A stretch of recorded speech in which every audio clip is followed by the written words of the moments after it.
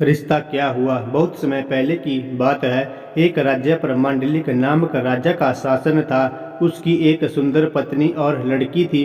राजा की पत्नी का नाम चंडवती और बेटी का नाम लाभ्यवती था। जब लाभ्यवती बड़ी हुई और उसके विवाह का समय हुआ तो राजा मांडलिक के करीबियों ने चुपके से उसका राज्य हड़प लिया और राजा को उसके परिवार के साथ राज्य से बाहर कर दिया। राजा अपनी पत्नी और बेटी के साथ मालव देश की ओर चल दिए, जो उसकी पत्नी चंडवती के पिता का राज्य था।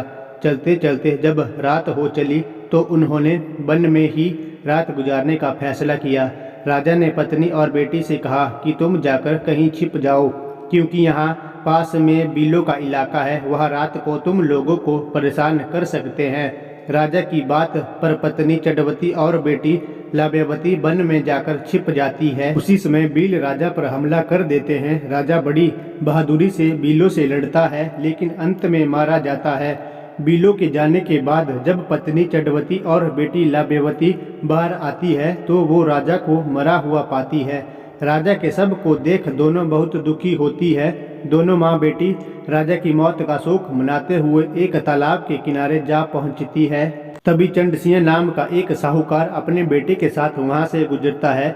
उसे रास्ते में दो महिलाएं के पैरों के निशान दिखाई देते हैं। यह देखकर साहूकार ने अपने बेटे से कहा, अगर ये स्त्री मिल जाए तो जिसे चाहो तुम शादी कर लेना। पिता की यह बात सुनकर बेटा कहता है, पिताजी, छोटे पैर वाली उम्र में भी कम होगी, इसलिए मैं छोटे पैर वाली से ही शादी करूंगा। आप बड़े पैर वाली से शादी कर लेना।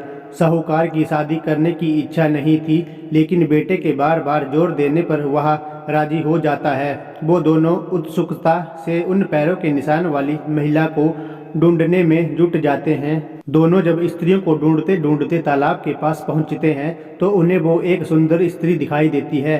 साहूकार आगे बढ़कर स्त्री से उनका परिचय पूछता है तो रानी चंडवती सारी आप बीती साहूकार को बता देती है। रानी की कहानी सुनकर साहूकार दोनों स्त्रियों को सहारा देने के लिए अपने घर ले आता है। संयोग से रानी चंडवती के पैर छोटे और बेटी लाभ्यवती के पैर बड़े होते हैं, इसलिए साहूकार का बेटा रानी चंडवती से और साहूकार बेटी लाभ्यवती से शादी कर लेता है। उन दोनों की आगे चलकर कई संतानें पैदा होती है। बेताल पूछता है, बताओ विक्रम, अब दोनों की संतानों का आपस में रिश्ता क्या होगा। इस सवाल से विक्रम भी सोच में पड़ जाता है। लाख सोचने के बाद भी उसे सही जवाब नहीं सूझता, इसलिए वह चुपचाप आगे बढ़ता रहता है। ये देखकर बेताल कहता है, राजन, अगर तुम्हें इसका जवाब नहीं पता तो परेशान होने की जरूरत नहीं है। मैं तुम्हारे पराक्रम और धीरज से बहुत खुश हूँ। मैं इस मुर्दे से निकल जाता हूँ और तुम इस मुर्दे को अपने वादे के अनुसार योगी के पास ले जा सकते हो, लेकिन याद रहे, जब योगी तुम्हें सिर झुकाकर इस मुर्दे को प्रणाम करने को कहे तो तुम उनसे कहना कि पहले आप करके दिखाएं कि कैसा करना है। जब योगी सिर झुकाए तो तभी अपनी तलवार से उसका सिर काट लेना। उसका सिर काटकर तुम पूरी पृथ्वी के चक्रवर्ती सम्राट बन जाओगे। वहीं अगर तुमने उसका सिर नहीं काटा तो योगी तुम्हारी बलि दे देगा और सिद्धि प्राप्त कर लेगा।